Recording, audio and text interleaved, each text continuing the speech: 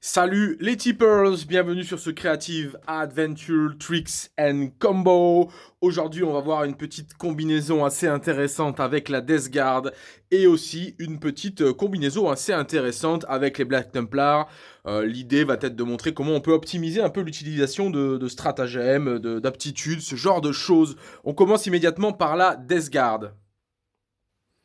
Alors l'idée ici va être d'utiliser la sixième compagnie du codex Death Guard, à savoir les Ferrymen, pour l'utilisation d'un trait de seigneur de guerre qui s'appelle The Droning et qui donne à votre seigneur de guerre une aptitude supplémentaire dans son aura de contagion, à savoir de diviser par deux les mouvements des unités qui sont dans votre aura de contagion. Donc c'est super fort. Cependant la difficulté c'est que votre seigneur de guerre ou les personnages qui ont des traits de seigneur de guerre supplémentaires sont pas, on va dire, fait pour aller dans la pachole de votre adversaire, hormis peut-être ce bon vieux Morty et un prince démon, mais globalement, Morty, on va plutôt aller chercher l'annulation des auras, etc., etc. Donc là, ce qu'on fait, en fait, c'est qu'on va mettre le trait de seigneur de guerre sur un personnage de notre détachement Ferryman. Donc là, aujourd'hui, je vous ai pris ce magnifique talisman peint par Creative Charlie, qui est parti dans qui est une très belle figurine d'ailleurs.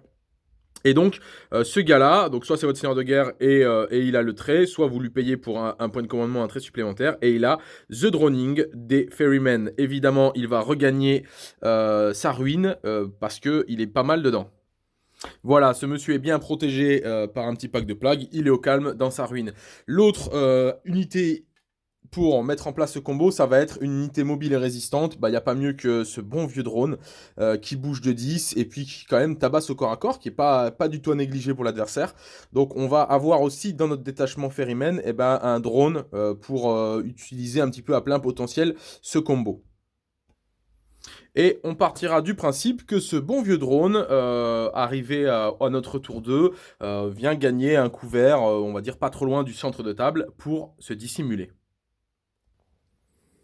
Bien, face à nous, un bon vieux Castle Space Marines, une bonne vieille Gunline, comme vous voulez, peu importe, ça marche avec plein de choses. Là, je prends vraiment ce qui fonctionne habituellement beaucoup en Castle sur les débuts, donc en château, hein, en fortification, sur les débuts de partie, à savoir les Space Marines, où généralement on vient se planquer un petit peu derrière les ruines, on protège nos personnages, et on va sortir au fur et à mesure à petit feu sur le champ de bataille pour capturer les objectifs et pour devenir bien létal. Donc l'idée, ça va vraiment être de contrer ça, c'est-à-dire de contrer un adversaire qui a tendance à jouer en castle, en fortification, protéger ses while we stand et sortir à petit feu de la map ou alors sortir vraiment au moment opportun en mode Alpha Strike. Donc voilà en gros comment on se trouve. Je vous rappelle qu'on est à la fin du tour à la fin du tour 2, on se retrouve plus ou moins dans cette configuration là avec notre drone qui s'est approché subrepticement.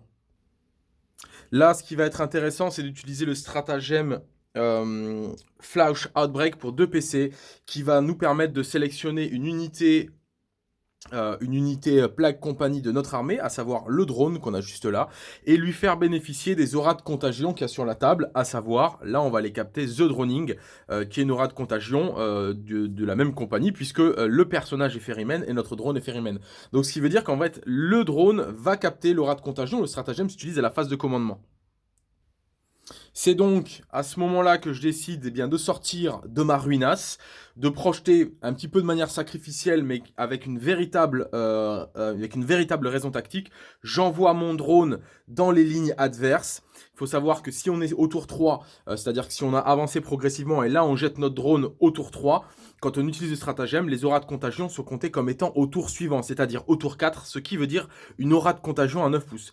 Et donc, avec ce stratagème-là, mon drone va bénéficier de l'aura qui divise les mouvements par deux dans une aura de 9 pouces autour de lui. Et globalement, deux solutions. Soit ce que j'ai fait, c'est que là, je l'ai fait advance pour venir être à 9 pouces de tout le Castle Space Marines. Donc, je suis à 9 pouces de l'impulsor et de toutes les unités qu'on a ici. Donc, ça veut dire que tout ce bloc Space Marines-là va se voir diviser son mouvement par deux, ce qui est quand même assez impactant dans le gameplay du Space Marines. Ou alors, j'avais aussi la solution de ne pas advance et d'aller chercher potentiellement une charge sur, par exemple, les unités qui sont en bas de la ruine ici, pour venir continuer à avancer ma bulle. Là, l'idée était aussi au passage de capturer l'objectif, ce qui est plutôt plaisant. Donc voilà, ce petit tricks Ferryman me semble assez sympathique, casse bien les gameplays qu'on appelle un peu castle, qui vont profiter des décors un maximum et après se jeter sur les objectifs ou alors vous agresser. Là, en l'occurrence, on se retrouve avec une armée Space Marines avec un mouvement divisé par deux. Voilà pour ce petit tricks Ferryman. Ok, maintenant on montre un petit tricks Black Templar qu'on a montré sur un live, sur le live de partie d'exhibition avant le Creative Wargame Championship. Donc là, c'est avec les Black Templars. On va utiliser un stratagème qui est excellent, qui s'appelle Devote Push, qui ne coûte que 1 point de commandement pour les Black Templars et qui vont vous permettre un petit peu, on va dire, de passer outre tous les wordings, à la fois de l'impulsor, à la fois de la charge, à la fois de plein de choses. Donc l'idée en fait c'est qu'on a la capacité avec notre impulsor, on va dire qui est bardé de 4 Blade Guard, on a la capacité de bouger et de débarquer. J'ai donc bougé de 14 pouces, ou de 14 pouces mon impulsor.